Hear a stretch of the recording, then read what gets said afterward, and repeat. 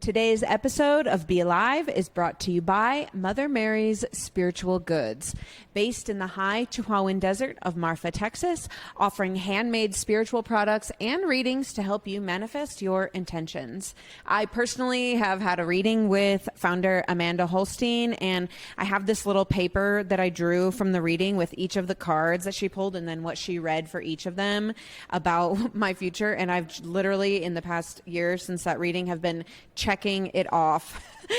Okay, this has come true. This has come true on this 8-card reading that she did for me. So I can't recommend not only her products enough, but also absolutely her readings. So for handmade spiritual and manifestation goods, as well as her incredible readings, go to marfatarot.com, MARFA tarot.com, and use promo code KATE20 to receive 20% off your first order.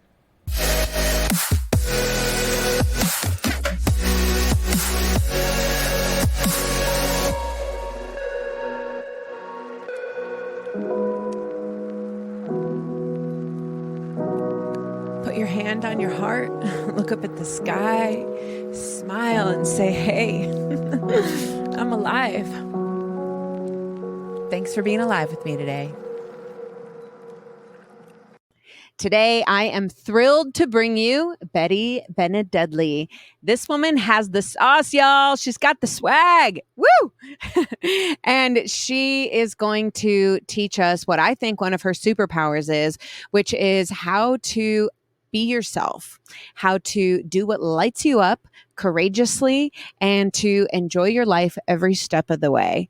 Betty Benedeadly is a musician, but really just an all-around artist in every sense of the word. I think that she's like the second coming of Patti Smith, to be honest. You got to check her out. I can't wait to share this episode with you. It's going to light you up, inspire you to just carry that swag and be you, because you got it.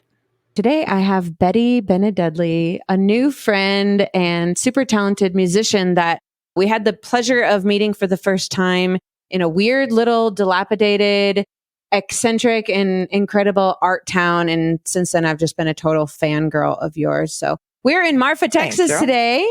And welcome to the show, Betty. Thank you. It's an honor I love the weirdos I meet in the weird places and how we keep seeming to intersect in more weird places. It's a beautiful thing.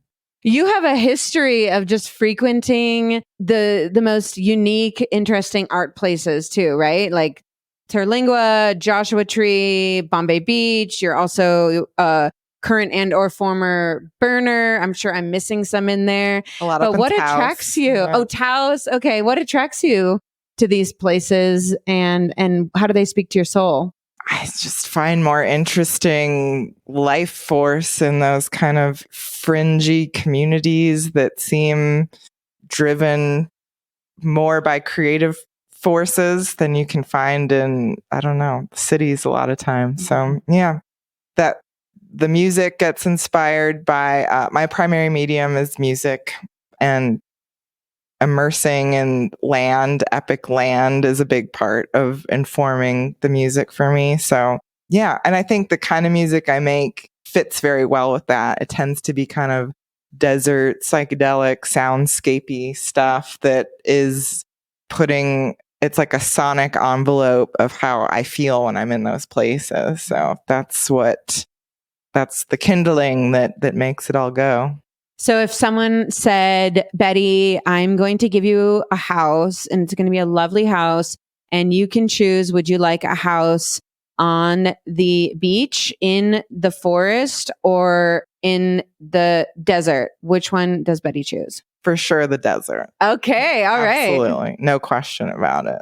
I love visiting all those other places, but the desert speaks to me. And my body feels better in it. I've noticed, in my travels, just different environments click with different people. My first couple years working for Burning Man, I ran the bicycle departments out there. The yellow bikes? Mm-hmm. Yeah. And the abandoned bike cleanup efforts. I would have friends that would go out. And so those contracts mean you're out there for a couple months at a time. And, I'd watch friends struggle with the dehydration, the dryness, how it affects your skin, your mind. And I just felt like everything tends to click when I'm in those places. I love the dry heat. I love a little bit of altitude. Yeah. So everything just works better for me in those spots. Yeah, well, and just to put it in perspective for y'all, Betty here is saying that you feel most at home in a place that has like 2 to 6% humidity, 5,000 or so feet, right? Like a lot of prickly things, a lot of things that are trying to sting you and kill you. Yes. I think that's cool. It says a lot about your resilience. Yeah, that's a sweet way to put it. Thank you.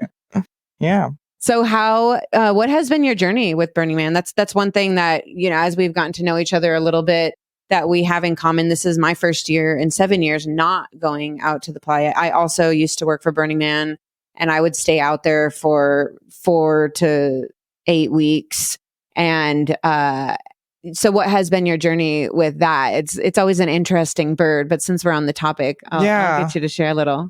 I came into that community very sideways. At the time I first went, which was 2011, I was performing, doing circus and sideshow. I hadn't yet picked up guitar. I wasn't into music yet, but I was running around doing sideshow and touring with freak shows and burlesque groups and stuff like that. And so some of my friends from that world were involved with Burning Man, and they knew that I was a little bike freak. I went 12 years with no car, bicycle only. What? And on foot. And anyways, was super passionate about bicycling and kind of hanging out in these like weird fringy sideshow circus circles. And one of my friends, she was a strong woman in the group that I was performing with. She worked for the bicycle program at Burning Man, and she just told me if I could get to Reno in a couple weeks, she would get me a spot on crew at this thing called Burning Man. And I really didn't even know what it was or what I was going to, just that some of my weird circus freak friends were involved and that I could go hang out for a while. So my first year doing that was, I really had no idea what world I was stepping into, but I fell in love with it and then quickly became the manager of some of those programs. And I haven't been since 2019 was my last year. So I feel like I ran a full cycle with it and decided there were other things, music mainly, that I wanted to not disrupt with a 3-month leave of absence every year that happens. But I think just where my life has gone since then, the biggest gift was kind of like realizing that I had this muscle I could flex in terms of organizing crews and pulling together little close-knit family vibes that were creative and weird. And it was a great experience. Wow. And how do you think that has served you since, right? Like, I'm a big believer in that. We were just talking a little bit about how sometimes we do things and we don't know how they're planting seeds for things in the future. So have you already been able to see how that community building and that kind of you discovering this boss nature about yourself has impacted you in your life and your career now?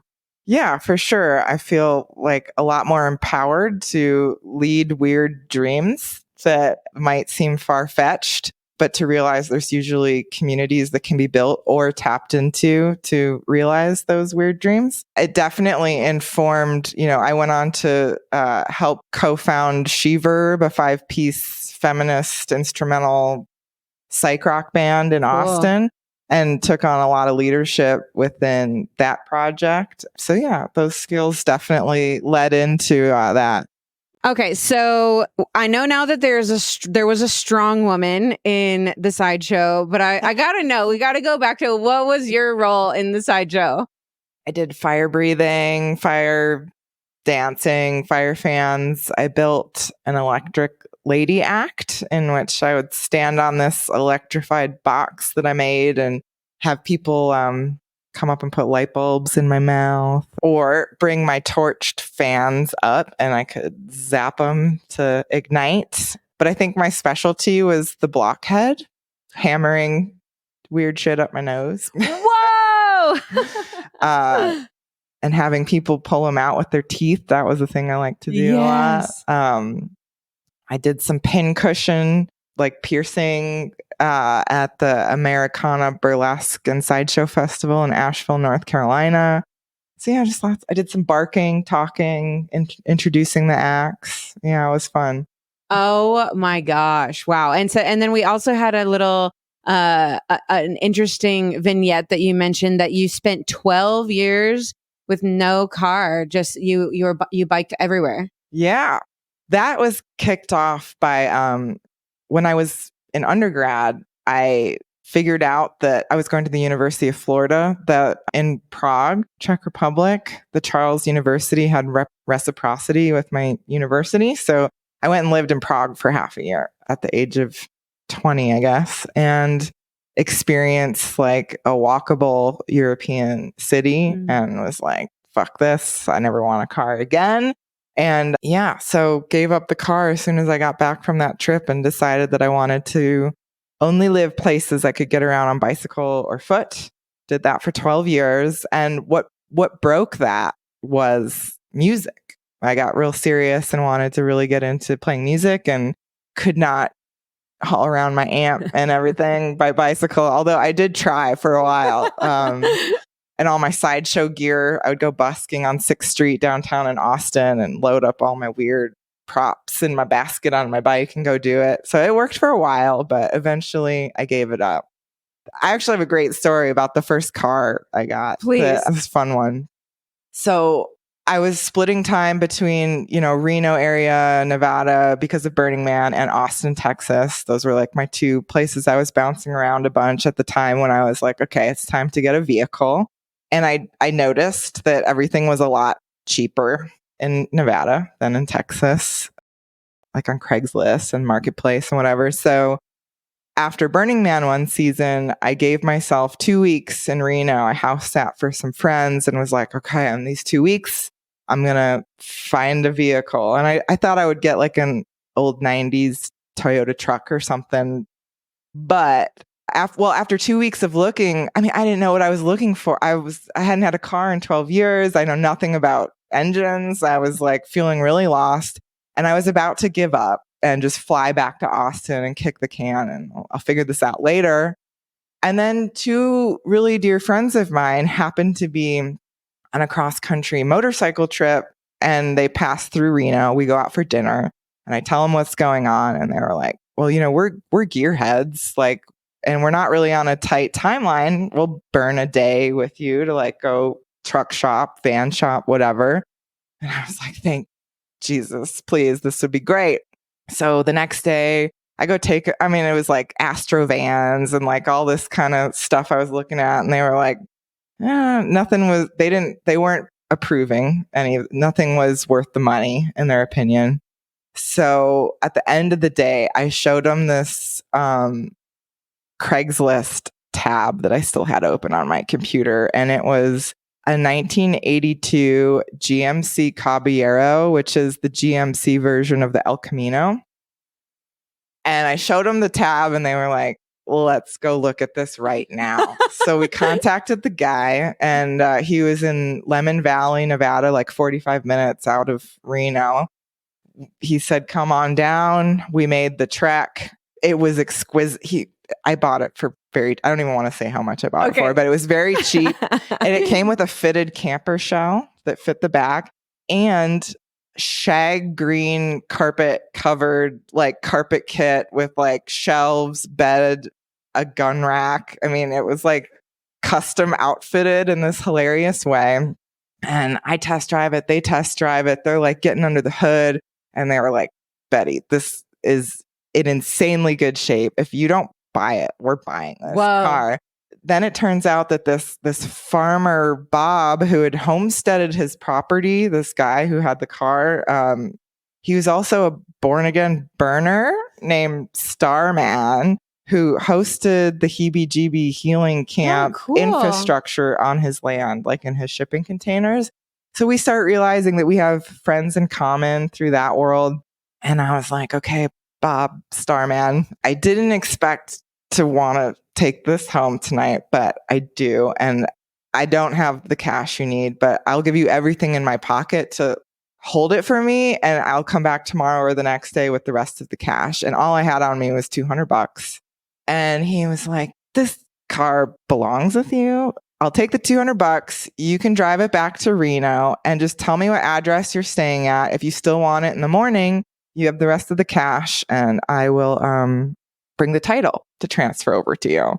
So suddenly, like, me and one of my longtime best girlfriends are like driving this hot muscle car back into Reno, and we are on like $200. Yeah, and we're just laughing and wind in the hair. It was a magical moment. And as soon as we get back to Reno, I realized that I am a little bit screwed because I had only a small Texas-based credit union that was like notorious for not cooperating with ATMs. And I had a good chunk of change to come up with like that night because Bob Starman was going to be back the next morning at like 8 a.m. And you have the car. And I have the car. So we go to an ATM. I get out $500. It locks me out. Go to the next ATM. I get 500 more bucks. Then it locks me out. Go to the third ATM and my card has been like deactivated and shut down. And I was like, oh my God, what am I going to do? And my friend was like, well, casinos. No.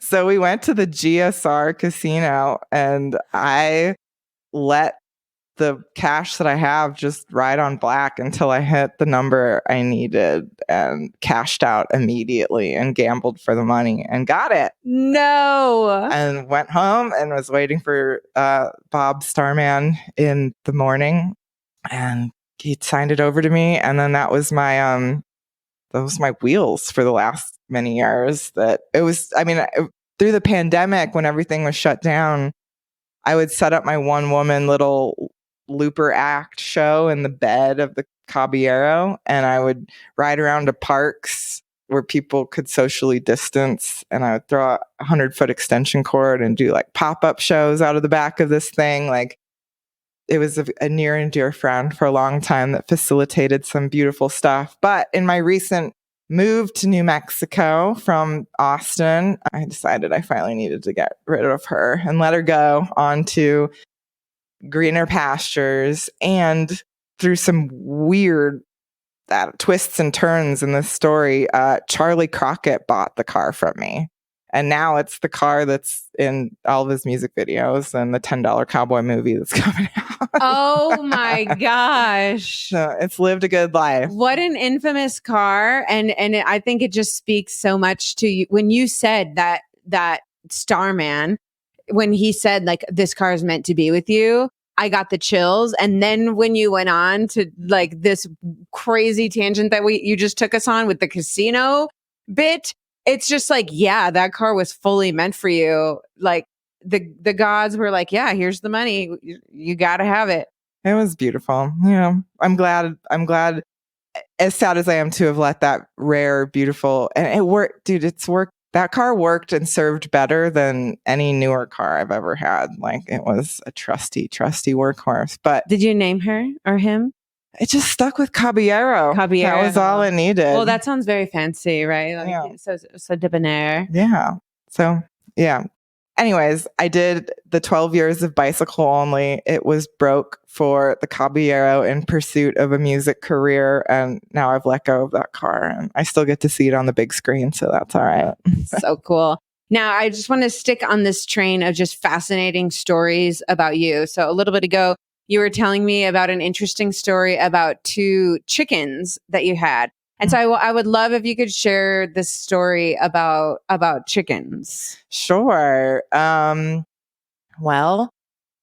I was getting ready to do, I've had chickens for quite a few years now. Always loved raising chickens, but I'd always gotten them either like friends getting rid of them and couldn't keep them any longer, or a couple months old. I had never really raised them like as babies. And so I was getting ready to go on my first van about in Joshua Tree for a couple months. And like the day before I left, I went to the local farm and feed store in Austin to pick up supplies for my coop and my flock. The friends that were staying at my house were going to take care of the chickens. And there were at the farm and feed store that day, these 1 day old rare breed bantam, they're Polish chickens. I call them David Bowie hair. They got really sweet little poof tops. And my friend just told me to hold them for a second. And a little blonde one and a little black one fell asleep in the palm of my hand and wouldn't leave. And I decided in that moment that I was going to raise those 2 chickens in my van through Joshua Tree adventure. And that's what happened. And it was really magical. It definitely made for some unique challenges, being kind of like off-grid, self-contained in a van and raising livestock pets. But it really did deepen the experience every step of the way. There was like more connection to the land and the environment. You know, I wasn't just like, all right, I'm going to go to a bar. I'm just going to go into a shop. It was like I was needing to set up camp to care for them in a way that, it changed everything for the better. I love to tell this little detail, 'cause if anybody wants to try this at home, I recommend it. But, you know, when you get them that young, they need to be under a constant heat source. And most people use heat lamps these days, which I couldn't do because I was largely off-grid camping in my van. But I got hot water bottle, the water bladders. And so I could jet boil my hot water and fill the water bottle and then keep them in their little tote next to me. And that was how we got by. And eventually I kept touring with them as they left the little chickie stage and became adults. And so the whole process kind of scaled up in comical ways. I ended up getting I have a Ford E350 and I got like an aftermarket sleeve for a rear rack, and I got a rear rack situation and put kind of like a collapsible dog kennel mounted on it and made these sidings that could pop on and off real easily. So you had a mobile chicken coop attached to your van. Yeah. Okay. And we toured back through Joshua Tree several times together, up through New Mexico, hung out in Bombay Beach. And because they were raised on the road, like in such close proximity, like they were my road dogs and they were so comfortable and happy. They would lay eggs their tote would be strapped into the shotgun front seat next to me. And we'd be cruising down the road, listening to music, and they would lay eggs like in motion, in transit. And I could always tell they'd make this one specific little noise, and I would look over and be like, yep, Mabel just laid an egg. And then I could eat it for breakfast the next morning. It was amazing. And you said that you would also bring them in a pet carrier, like into restaurants and stores and gigs and stuff? Yes, when they were little. But by the time they got full grown, I couldn't quite do that anymore. But when they were little babies, they fit just fine in a cat carrier backpack. And so those girls came into the Starlight Theater and Terlingua with me, and Pappy and Harriet's, and a lot of places, a lot of interesting sights and sounds with those birds. I sampled them too. I took little recordings of their little chirps and would like manipulate it in audio software, and I still play it in my sets sometimes. Wow. Psychedelic chicken soundscapes. Just laid an egg. Yeah, it was great. So wow. I recommend it if anybody's considering this as an option. It's doable. I made some YouTube videos about it too. Well, and you were also just like the most memorable person that people met. And it really makes me think about how, you know, a lot of us want to be memorable, right? Like we want people to know who we are, like, you know, sort of like this desire to be seen as part of the human condition, right? But many of us are conditioned to like homogenize, right? It's like, oh, blend in, don't stand out, wear what everybody else is wearing, like fit the trends. And those are really at odds. And then we have someone like Betty who comes out and just with all of you've just shared a few stories, and it just shows that you have this way of, to use a very old adage, like really marching to the beat of your own drummer and following your own curiosity and joy. And that's really inspiring. And so I'm curious, like, and now you're on this amazing musical journey, and there's something very vulnerable about being an artist because, whether we're carrying chickens around and we're worried about getting kicked out of a place, or whether you're on stage, right? Like playing this music that you've created with your heart and soul, not knowing how it may or may not be received. I'm just curious how you manage that sense that so many of us struggle with, which is worrying about what other people think. Like, is that a thing for you? Do you have to manage that? I'm curious. Honestly, I feel like the biggest demon I wrestle with is my own personal critic and imposter syndrome. And it feels much more of an internal struggle. I don't know what to say other than my parents must have loved me right at some critical developmental stages, because I feel pretty confident. I don't feel like I'm seeking external approval. And that doesn't feel like so much of a barrier for me personally. But for sure, the wrestling with the own kind of inner demons is something I deal with. And I feel like I come across really confident, and people, sweet words will be said to me like, you're so confident. You just go do it, whatever you want to do. And it's like, it might look like that on the outside. I'm still wrestling with all of those same self-doubts, but I think learning how to just be comfortable and persevere through. I've never met any creative person at any level of success that, if they were really honest, didn't also have those same imposter syndrome feelings. I think that just happens no matter where you are in your career. You're always like wondering if you're really good enough or whatever. So you just gotta learn to march right past that. Yeah. Yeah. I think that's really important. Like saying that we're all going to be managing it to some degree or feeling it to some degree. But just like you said, you kind of, when you said that, you pushed your arm out like, okay, it's there, or it's like that thing that Elizabeth Gilbert says about fear. She says, if you're on the road trip of life, fear is going to be in the car, right? Because it's just, we all get scared about things. But what you need to do is make sure that fear sits in the back seat. It doesn't get to touch the map, and it definitely don't get to fuck with the radio. Yeah. And maybe that's kind of what it is with, imposter syndrome, I think and self-doubt are a form of fear, right? And so you're just kind of like saying, all right, you're there. You see you. Sometime you're going to come up like a little volcano, but I'm going to try to keep you at bay. Yeah, absolutely. I mean, I've had the opportunity now to dive into a couple of mediums, like different performance mediums, right? And there's parallels in all of them in terms of you're going to hit frustrations in your creative process. And the longer I walk this path, I just feel like 9/10 of the game is figuring out how to stick with it through the moments of frustration and self-doubt. Because, I mean, maybe it won't always be this way, but so far, whenever those feelings of super frustration and like banging your head against the wall come up, right around the corner is a breakthrough moment. So just learning that to not give up when those hard moments hit. Because as we were chatting earlier, like, I think you can reframe it to realize that if you are feeling frustrated or feeling roadblocks, it is probably because you are stretching out of your comfort zone. Maybe you're trying something new.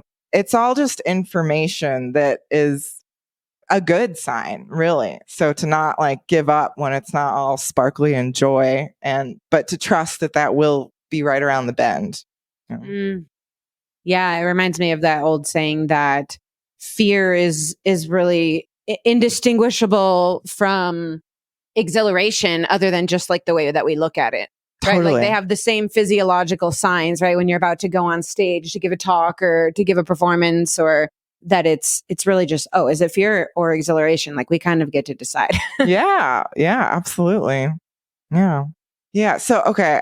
I don't think we've said it since we've been recording, but I just finished this residency this week at the Willow House, and like everything we're talking about was the beautiful material that I got to work with in my mind, in addition to the music stuff. But it was really the creative process and like in this isolated week out in the Terlingua desert. There were very few distractions other than my own self-imposed creative, process to wrestle with. So there was a lot of wonderful insights that came of it. And one, you just said map, and it made me think of this one journal entry I made, which was, if you cling to the map too tightly, you're going to miss all the side roads, And so that's another thing that I think is really directly applicable to a creative pursuit. Like, you might have an idea of where you're going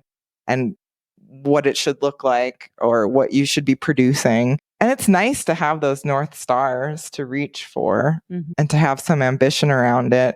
But if it's at the exclusion of seeing other opportunities, like, you might not realize that there's this cool other side trail until you get to a certain vantage point, right? So if you just keep your sights set on the top of that mountain and you don't stop to look around, you're kind of cheating yourself of a lot of organic opportunities that might be a better path to take, Yeah, it reminds me of just this idea of balancing the yin and the yang of like drive and creating and striving with wonder and appreciation, and like you're saying, receiving, right? Like receiving, there might be another path along the way.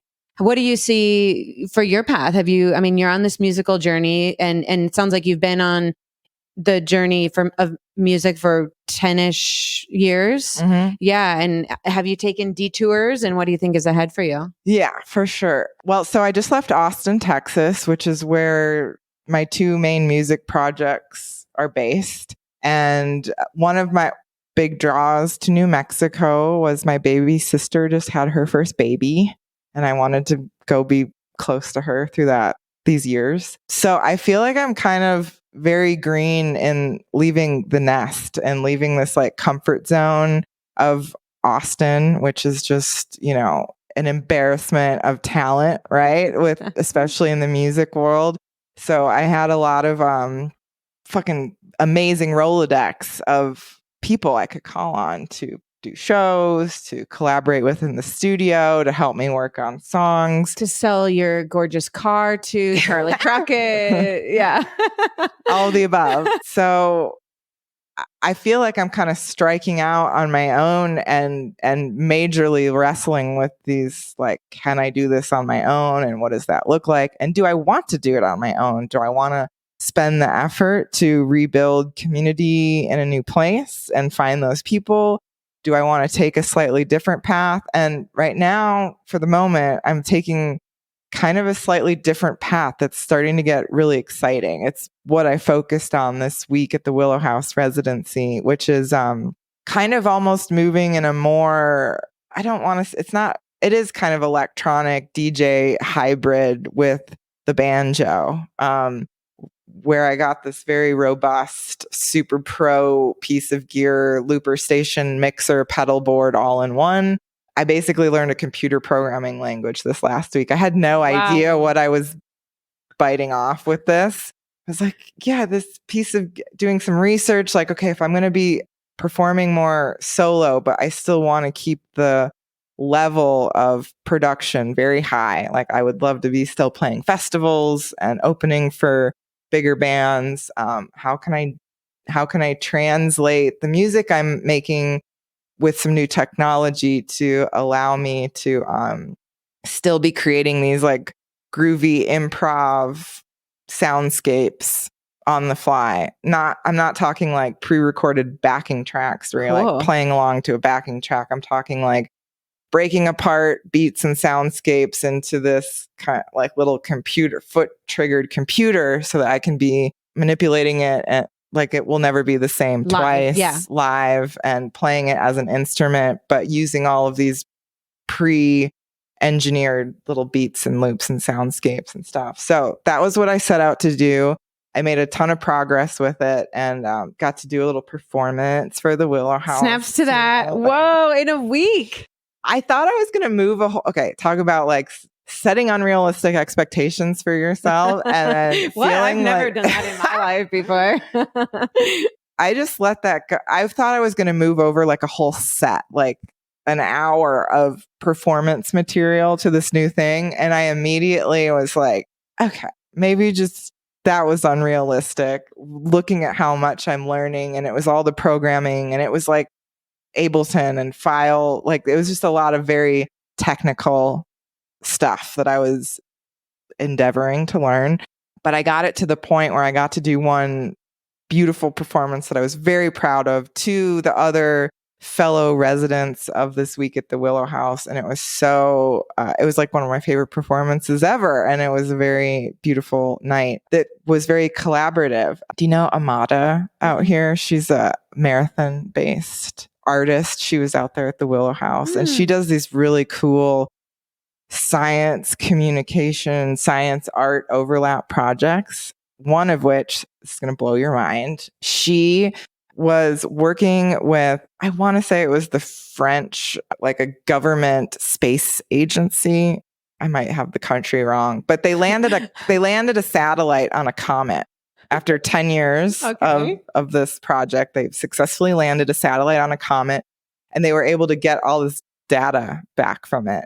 And while there is no sound in space, there was all of this information being sent back in the data. So she was gifted these spreadsheets that she worked with a sound engineer to translate the numerical data into what it might have sounded like if we could hear what being on the comet was like to the human ear. Then she took this audio file and she worked with a vinyl pressing company to get a mold of what the vinyl pressing would be.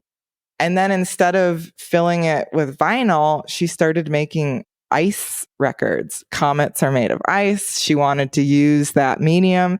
So she pressed ice into this record and she would do, there's one on YouTube. It's incredibly stunning where she would play the ice record on, a record player until it like self-destructed, right? Until it melted. So we nerded out. We got to like sit by the pool and watch the meteor shower and stuff at night out in Terlingua. And if anybody doesn't know, the stars, actually, I think the two darkest skies in America are Terlingua, the Big Bend area, and even here where we are today in Marfa, and Southern Oregon. They sort of like go back and forth every couple of years with which one is the darkest sky. So that's so epic that you got to sit there with her, and you're a musician. She just did this amazing project and just trip out. Yeah, it was beautiful. And so she gave me the sound sample, the MP3 of the Comet song that she had produced. A Comet song, like a phrase I didn't even know existed. How beautiful is that? It's so cool. And I wove that texture in and like remixed it and got to play with the soundscape and do a collaborative performance piece with her in that way out there. It was really special and cool. Wow. There were tears flowing all around. And we did the performance like under the night sky, and it was nice. Yeah.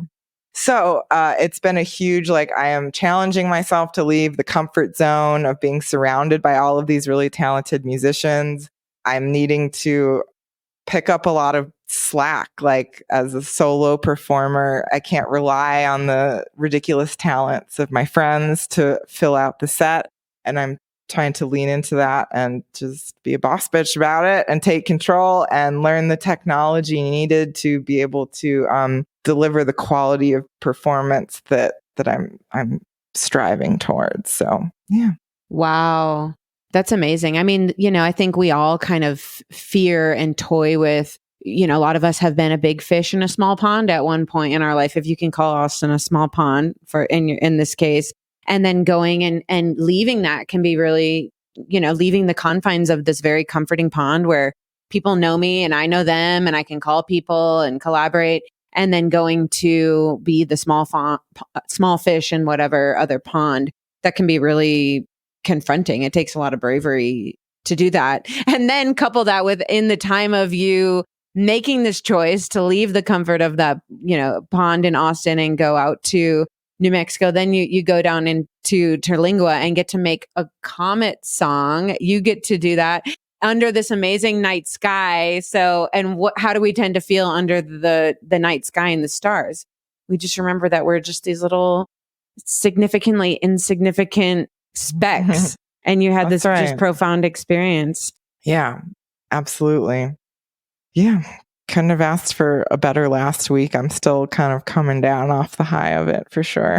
Yeah. Well, and postpartum, that's what I call it. Yeah, postpartum. Yeah. Well, you guys you two made magic together for sure. It sounds like, right? Like you two together alchemized into this whole otherworldly force that hadn't alchemized before. And it's like, obviously you really impacted the people, yourselves and the people around you. And it was a group.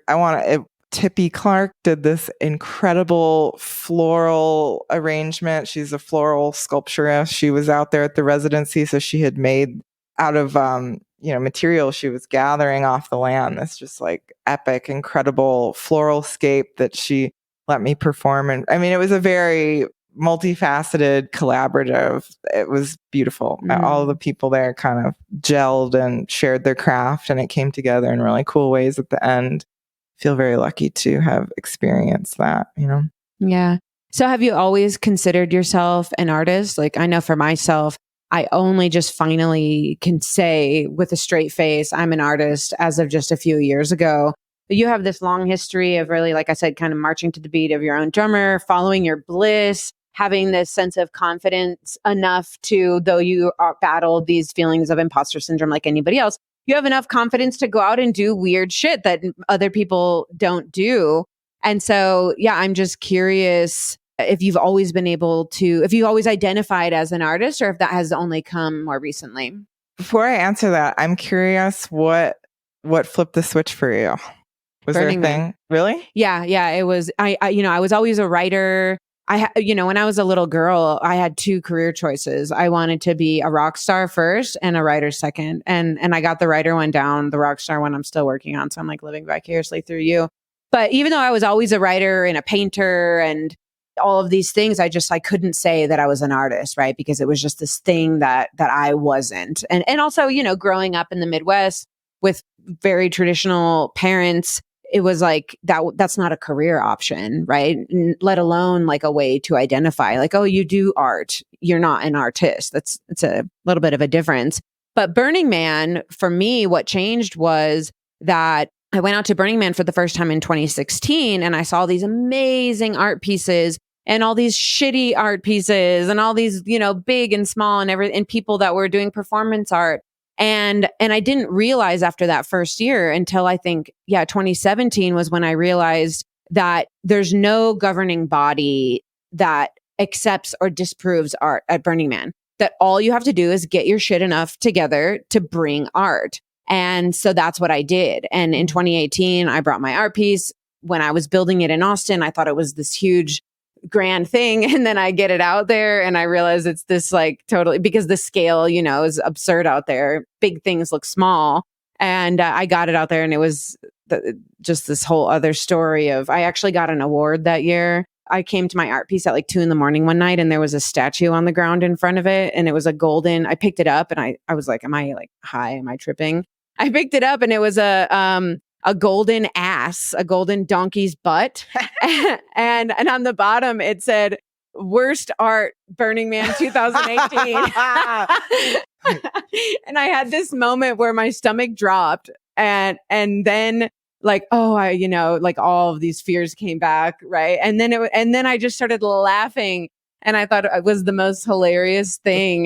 Wonderful. And it wasn't. And the funny thing was, it was a janky piece of art. It was it was like 8 by 10 or feet or whatever. So in art things, like not small, but in Burning Man land, it was very small. And so the interesting thing was that though it was janky and someone actually kind of like broke it partway through the week after Burning Man, I had so many people reach out to me. And even to this day, I meet people who say that some people have said their favorite art piece of all time. And some people said their favorite piece of art that year or a memorable piece. And it just like, that just totally changed my scope of that there's no, in life, there's no governing body that says you can or can't make art or your art is good or not good. like, even if you keep your art in the garage, right? Like, and so that was really what helped me realize, like, oh, if I say I'm an artist, I'm a fucking artist. I love that. Well, my answer is no. I have not always been able to identify as an artist or a musician or a performer. But I think the analog for me to your Burning Man experience was punk rock. Like, I was a punk rock kid, and punk rock music was my first music passion. I did a radio show in Madison, Wisconsin for 3 years called Punk Proper, where it was all pre 1982 recordings and releases. And I think once I finally got the nerve to start picking up the guitar and playing music, which I came to pretty late in life. I was almost 30 when I picked up the guitar and was like, Wow. I'm going to do this now. But just having been kind of steeped in, the punk rock ideological framework where like bad can be good and polished can be bad, and heart is what matters. Like, all of those kind of lessons embedded in, DIY is cool. Don't need money to do it. Like, all of those lessons from the punk rock years, I think, really allowed me to have a lot more gumption to just go for it. Whereas I think if I was coming at it from a point of view of like, well, it has to be good for me to do this, right? Like, I would have never gone very far with it. So in a way, yeah, the punk rock music served a similar catalyst where I was like, I can do this. And if it sucks, that's fine. And eventually I'll fall in love with it if I just keep doing it. So wow. I can't not do this like at that moment, right? Like, yes. And just removing those constraints, right? Of like what we think art or music has to be, or how much money we have, or who has to be backing us, or whatever. But I mean, so then do you think you will ever identify as an artist or musician, or do you think maybe you have some of that sort of punk rock mentality where it's like, I'm the anti, and maybe that serves you in a certain way? I do claim musician now, and I feel very comfortable saying that.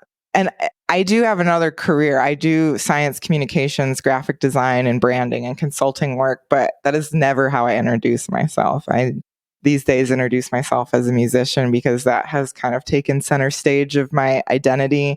So yeah, I guess something's clicking. The residencies help. There's some things that give, at least for me, have given a sense of legitimacy. Getting signed by a label, there's some things I'm like, okay, there's some boxes being checked that make me feel like I can put this label on myself. But I've recently fallen in love with Sam Shepard. Do you know much about Sam Shepard? Kind of new to me, but he was a playwright, a poet, an actor, a musician. Big in the 70s and 80s. He ran around with Patti Smith. He is most well known for being like a radical underground playwright in New York City, I think in the 70s. And a friend recently lent me a book of his poetry. It's called Motel Chronicles. I cannot recommend it enough. And why this book has impacted me so much recently is that so this dude's like, he was a cowboy. He was like raised like rural, like grew up riding tractors. And in his small town, I forget where he is, somewhere in the Midwest. In his small town, there was a church theater group that needed a bus driver. And since he was, could drive big rigs and stuff, he got the job to like be their bus driver. So he like left his small little town at a very like coming of age moment in his life. And he said that as he like got New York City in view and saw the skyline for the first time, he just pulled off the bus on the side of the road and was like, I'm getting off here. And the bus that he was driving? Yes. And the theater group was like, you're our bus driver and we're like very far from home and still have half this tour to do. And he was like, yeah, well, that's as far as I'm driving. And he just set off on foot into New York City and lived in squats for a while, found like the weird underground poet culture, became lovers with Patti Smith, and started writing. And so he is this really interesting, he was also raised by women. And so he's like this rough and tumble cowboy voice, but there's a feminine sensibility and a distinct lack of traditional machismo. Mm-hmm. And then he became a poet.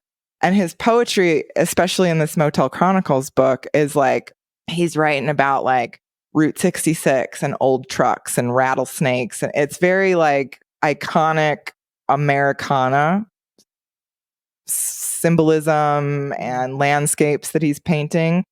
But it's so unpretentious and like barely any grammar. And it's not even like fully fleshed out prose. It's like just his poetry reminds me of Polaroids.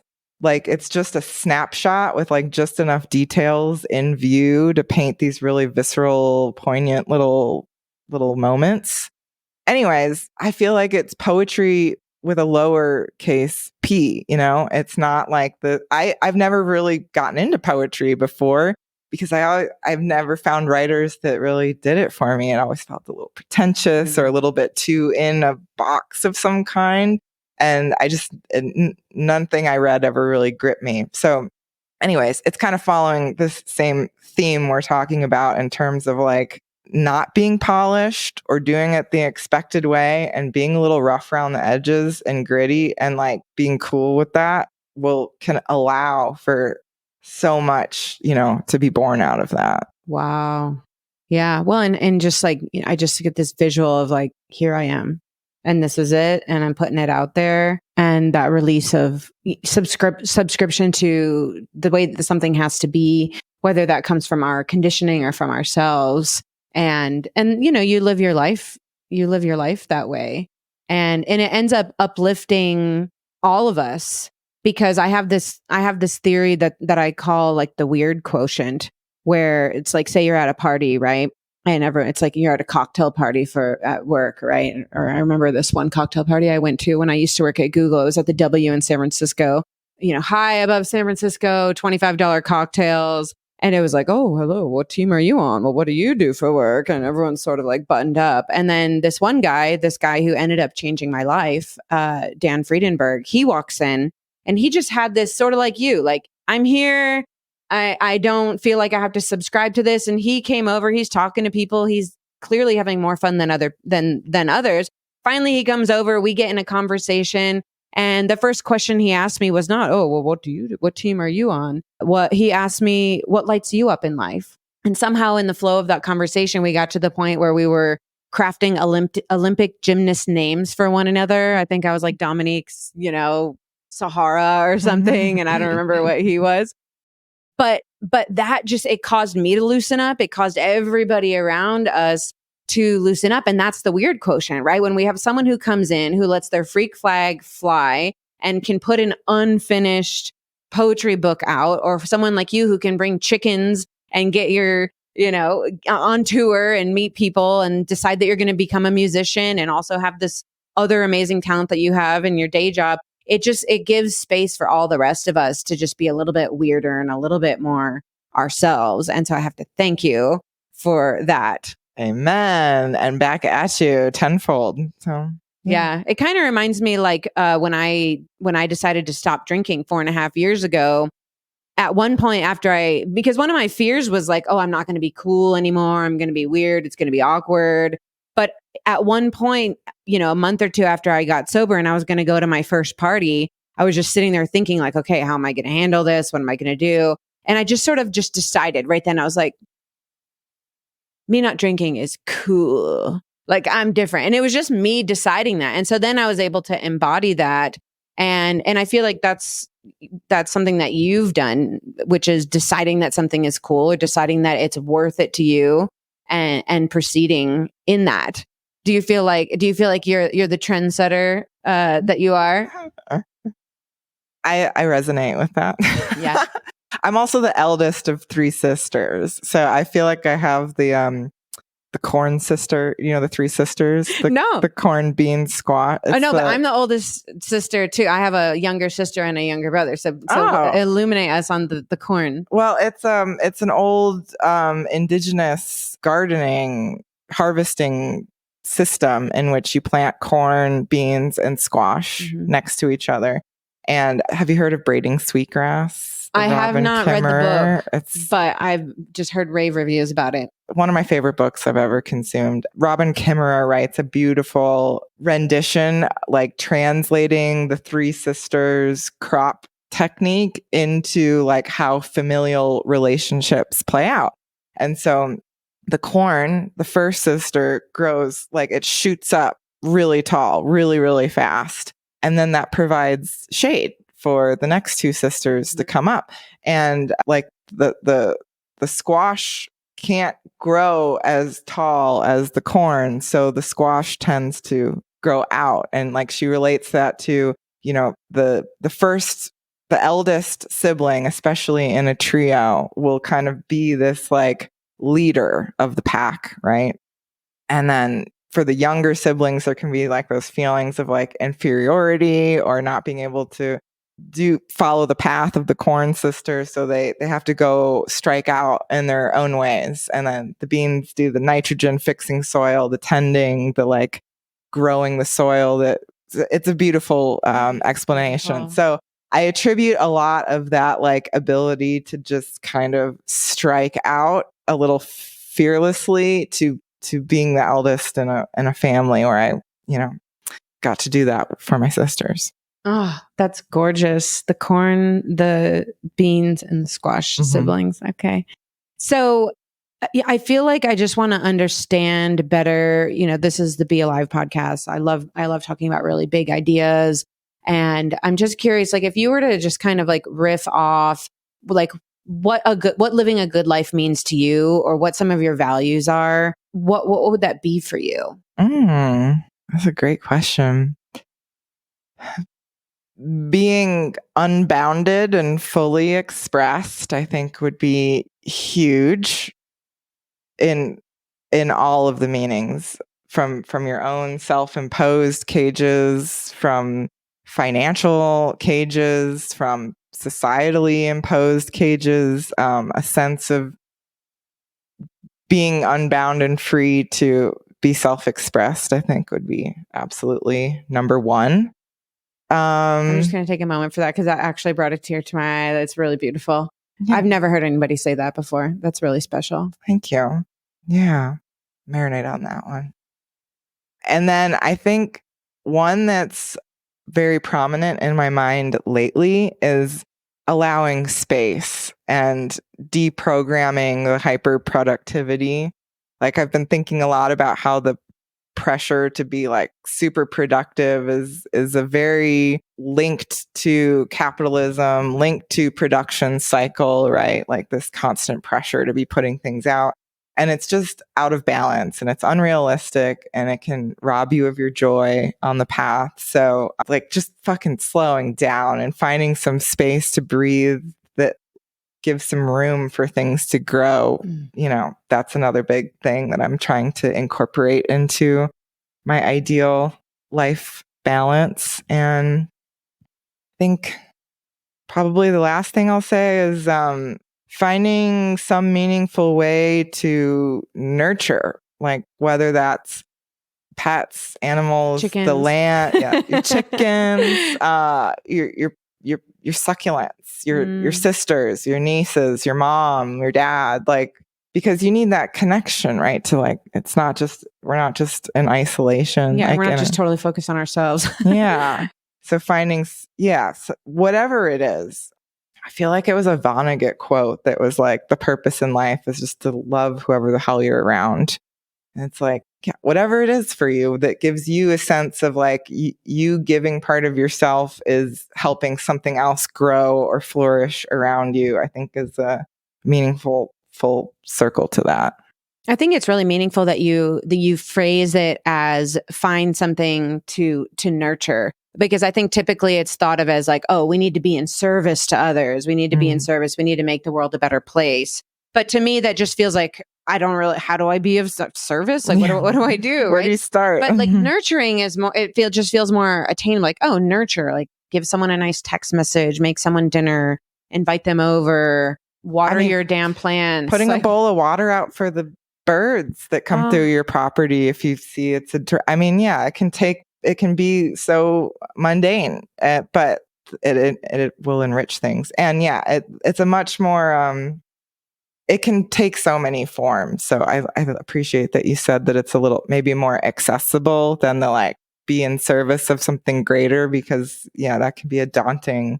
It's like the questions like, what is your purpose? It's like, I don't fucking know. That's like a wet blanket that's just gonna like squash you under the weight of that question, Ask me when I get off the ride. Maybe I'll have an answer. But while I'm on it, like, it's a little hazy in here.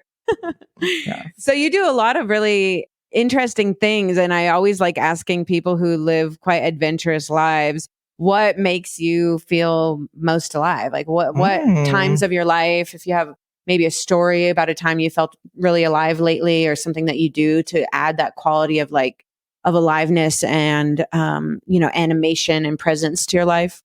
Increasingly for me at this stage in my life, it's performing in front of other people. It's really interesting because I did years of I've been performing now for a lot of years in front of people, but honestly, I was a lot more of a wallflower and a lot more of a quiet kind of nerdy type, and I never really put myself out too much in a performative way. That kind of came about a little bit later in life. A lot of it coincided with me taking I'm not like hardcore sober, but I partied very hard in my early years, and we had a good time. It was great. I wouldn't trade it for anything. Definitely informed who I am today. But in my late 20s, I was just getting bored and burnt out, and so the partying took a serious back seat, and I got a lot healthier. And it was like right around that time, I'm sure these are all linked things, is when I started feeling a lot more comfortable and empowered to hold space in front of people and to like get up and be seen. Which is funny too. I was thinking when you said the feeling some nerves going into a party sober, right? Mm-hmm. Like I think it's very easy to think that like the partying and the alcohol are what's going to make you like seen and loved and fun, right? With a capital F or whatever. But in my experience, and it sounds like yours too, like removing those things from the equation allowed me to be a lot more fun and seen and comfortable relating to people. So, yeah. Wow. Yeah. I mean, it definitely has changed, how I experience things, how I meet people, how I remember things. But then also just, I think some of us have like I don't know if you have this, but I sort of have a uniqueness kink. Like I want to be a little bit different. I like being seen, right? If we have that performer gene. And right now it's still, I think it's becoming less so, like, especially the younger generations than us. They're like, alcohol, who? It's like what smoking was kind of back, someone who smokes like 2 packs of Newports a day or something, right? Mm-hmm. But it's still like, it is something that's unique. And I just feel like it creates a good vibration, whether you're deciding not to drink or just pulling back. If you drink a lot like I did, and it sounds like you did, it creates that vibration. And so performing expanded for you or it seemed to coincide with you just kind of raising your vibration, putting down some of the substances. For sure. Yeah. And so when you're performing, I just want to, like, you said it makes you feel alive. What does it feel like for you? What's it like for you up on stage? Look, I think the place that I most seek to get to is kind of that dissolution of self, where for me it's the music, and being able to create that music and tap into people and create the substance that is immersing us all into a certain feeling. It's just, it feels godlike, but at the same time, there's like for me, I don't know if it's like this for everyone, but there's like a lack of ego around it too. It's not like, look at me, I'm doing the thing. That might also be a function of being an instrumentalist versus like a singer. You know, I'm not like, listen to my words, you know, I'm creating what gets me off is creating the soundscape that like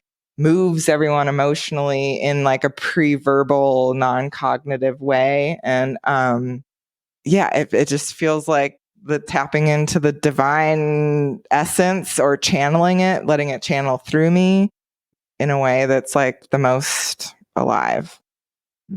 Amazing. Wow. So you take people on sonic journeys and feed the birds. I think you're going to heaven if there is one. Check. I just want to stay here as long as I can. And Isn't it fun here though? Keep marching on this weird path with all of its dips and highs. And that's where I want to be. Yeah. Thank you so much for coming out here to Marfa, Texas, and for sharing the gifts that you picked up vulnerably on your residency. And for those of you who don't know, you should definitely check out Betty Benedeadly on all of the music services and your website and all of the things. Betty also plays the banjitar. You're always like, you are the trendsetter. You're just like always on the edge of things. So, and you're just like a true artist in many senses. So if you do get the chance to see Betty play, please. And also go on YouTube. You just posted some amazing videos of a show that I happen to have the privilege to be at. Kate's in. That had incredible animations in the back. And this just like taking you to another universe. Banjitar by you, music by you, supported by a fiddle. And what was the third instrument? A guitar. A guitar just absolutely will take you to a whole other place. And there's this beautiful quote. I can't remember the guy's name who said it. It's Robert something, but it's one of my favorite quotes that probably you've heard before, but we'll kind of like end on this, which is that the desert tells a different story every time one ventures onto it. So thank you for telling us your desert story. And thank you for joining, Betty. Thank you for having me and being a bright light. It's an honor to be hanging out with you. Woo! Thank you for tuning in to Be Alive with Kate Manser. It's an honor. Thank you. Like, subscribe, share this episode with somebody who needs a little dose of inspiration in their life. Definitely review the show on whatever platform you're listening to. And you can always check out katemanser.com for my up-to-date coaching offerings and other goodies. Check out my book, You Might Die Tomorrow, my workbook, The Alive Workbook. I have a children's book called You Are the Cyan Ocean. All the things. Again, thank you so much for tuning in. It is truly, seriously, genuinely an honor to spend time with you and to have the honor of being in your ears and your eyes. Take care. Lots of love.